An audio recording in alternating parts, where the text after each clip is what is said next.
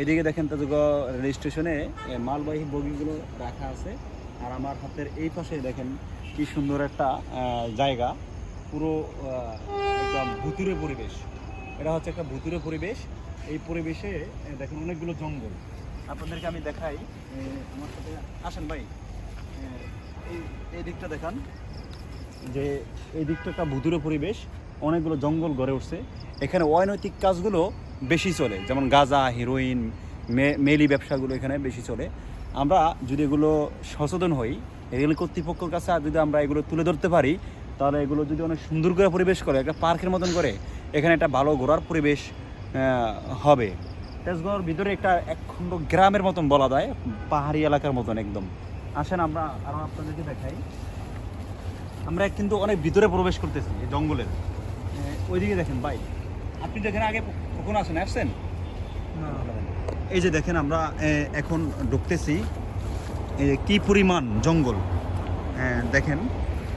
এই যে ভাই এখানে আমার সাথে যে ভাই আসছেন, উনি একটা পত্রিকার সাংবাদিক, উনিও ভয় করতেছে।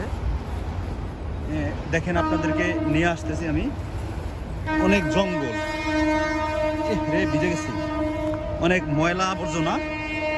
এই দেখেন, এই যে ভুতুরে পরিবেশগুলো, এই যে এর ভিতরেই গড়ে উঠেছে অনৈতিক কার্যকলাপ এবং সন্ত্রাসী বাহিনীদের একটা আশ্রয় কেন্দ্র বলা হয়। এখানে রাত হলেই এখানে বিভিন্ন অনৈতিক কর্মকাণ্ড চলে।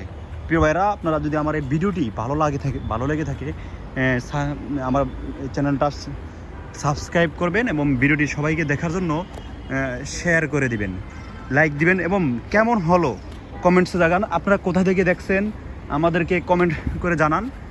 আমরা এখন অনেক চূড়ায় আছি, আপনারা দেখেন পুরো পাহাড়ির মতন এই এরিয়াটা। আশা করি আমার অনেক কষ্ট হয়েছে ভিডিওটা করতে, যদিও অনেকগুলো জঙ্গল। এই যে দেখেন, এটা হচ্ছে তেজগাঁও রেল স্টেশন। আপনারা কোথা থেকে দেখছেন আমাকে কমেন্টে জানান। আর ভিডিওটি আর ভালো লাগলে এই ভিডিওটা শেয়ার করবেন এবং আমার চ্যানেলটা সাবস্ক্রাইব করবেন। আসসালামু আলাইকুম।